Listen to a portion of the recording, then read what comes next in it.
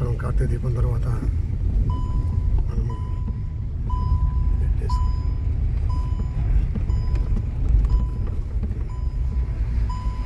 మనం ఈ రోడ్డు పాలెంకొండకు వెళ్ళడం కోసం రెడీ చేసుకున్నాము. ఆ రోజు మేము ఎవరైతే భక్తులు పాలెంకొండ మీద ఉన్నామో అందరి సౌకర్యం కోసం మంచి రోడ్ ఏర్పాటు చేయాలి.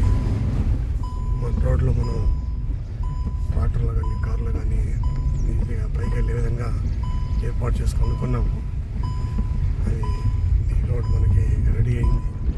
ఈ పాలెంకొండ వెనుక మనం ఉత్తరం వైపు నుంచి వెళ్తున్నాము.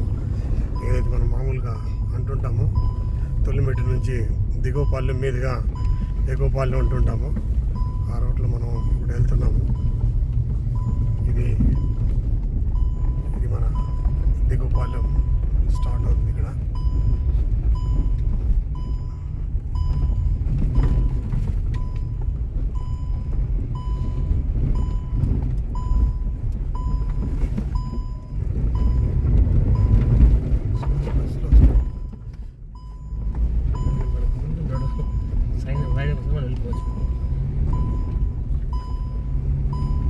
అక్కడక్కడ కొంచెం ఫినిషింగ్ వర్క్లు ఉన్నాయి.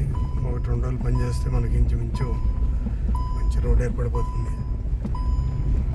ఎవరైనా కానీ రేపు కార్తీక దీపానికి ట్రాక్టర్లో వచ్చినా కూడా చాలా ఈజీగా. ఇది మనకి ఉత్తరం వైపు ఉన్నటువంటి పాలెంకొండ సీన్ అన్నమాట. ఇది మన చెక్కిన శివలింగం అనిపిస్తుంది. ఇక డ్రైవ్ చేసుకుంటూ ముందుకు వెళ్తున్నాం. పక్క దేశం మద్రాసు ఏమి కాలం తెచ్చినా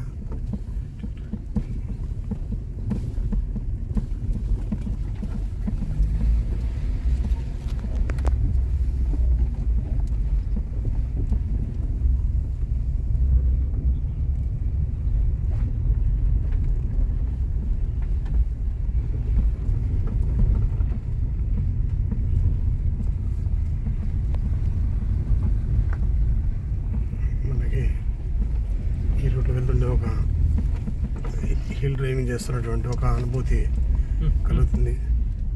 ఇది రాజుల కాలం నాటి కోట. ఇది మనకి ఇక్కడ శిథిలావస్థలో ఉంది. కానీ సైడ్ పైకి వెళ్ళిపోదాం.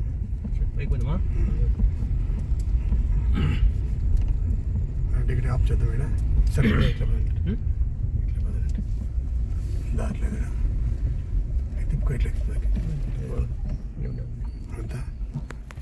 ఇది ఇక్కడ మనకి దిగువపాలెంలో ఆంజనేయ స్వామి విగ్రహం ఇక్కడ కింద ఉంది. దానికోసం ఇక్కడ ఆగాము. ఇక్కడ నుంచి ఇంకా ముందుకు ఎగువపాలెం కోసం మళ్ళీ డ్రైవ్ చేద్దాం. ఇంతవరకు రోడ్లు అద్భుతంగా తయారైంది. జై శ్రీరామ్, జై హనుమాన్.